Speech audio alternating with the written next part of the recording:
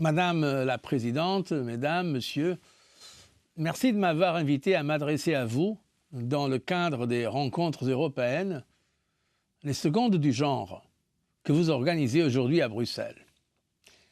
Je sais votre assemblée animée par une réflexion spirituelle forte.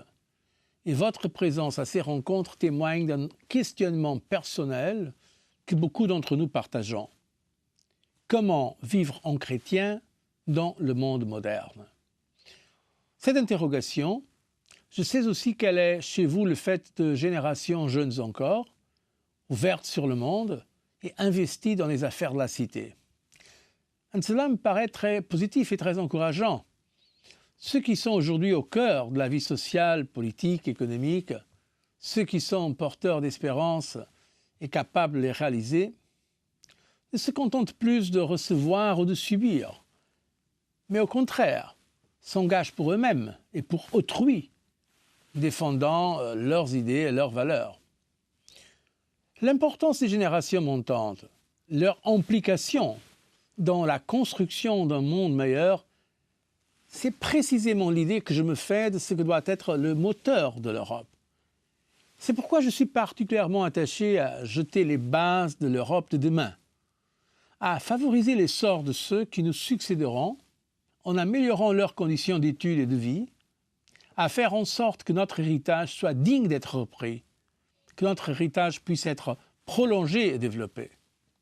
Je suis en effet convaincu que c'est de la qualité de cette transmission que dépendra l'Europe que nous voulons pour le XXIe siècle.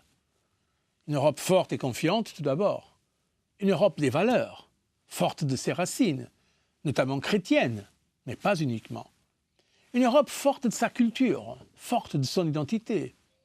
C'est sur ces bases que l'Europe d'aujourd'hui s'est construite.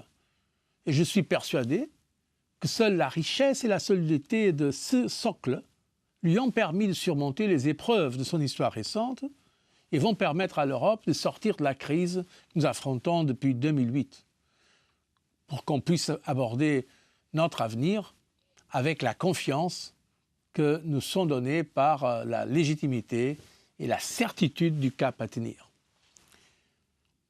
Une Europe tolérante ensuite. Le projet politique qui structure la construction européenne depuis ses débuts est porteur d'un message universaliste et respectueux du monde qui l'entoure, de cultures et de traditions différentes. Le dialogue régulier que la Commission entretient avec les Églises, un dialogue auquel je suis très attaché, est un parfait exemple de l'Europe que nous avons le privilège de faire vivre. Une Europe consciente de ses idéaux, tout en étant capable, sans rien céder de son identité, de s'ouvrir sur d'autres regards, d'autres croyances, et d'avoir avec eux un dialogue empreint de respect mutuel. Une Europe solidaire, enfin. Une Europe solidaire, fidèle à sa tradition historique et à son exigence morale envers les plus démunis, envers les plus faibles, qu'ils soient nés sur le sol européen ou qu'ils soient citoyens des pays voisins, des pays partenaires. Mesdames et messieurs, ce dont je vous parle là, ce n'est pas d'un rêve lointain, inaccessible. C'est une Europe que moi-même je m'efforce de bâtir jour après jour, dans les fonctions qui sont les miennes, avec tous mes collègues, avec les autres institutions, avec les États membres aussi. Une Europe où vous retrouverez sans peine beaucoup des priorités que vous défendez et des valeurs auxquelles vous croyez. En effet, ce qui nous rassemble, que cela soit fondé sur la vision politique, la conviction personnelle ou la foi, c'est, je crois, la fierté de relayer le message de paix qui inspire l'Union européenne depuis ses débuts.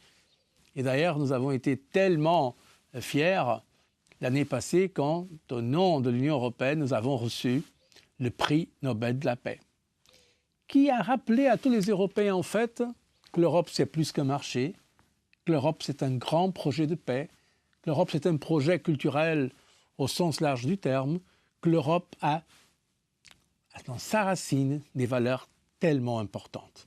C'est pourquoi je crois que, sans arrogance, mais avec un peu de fierté quand même, et surtout avec beaucoup de confiance, nous devons nous engager pour l'avenir de l'Europe. Je souhaite que vos travaux et vos réflexions de ces jours-ci soient portés par cette perspective d'avenir et de confiance et d'espérance. Je vous remercie beaucoup pour votre attention.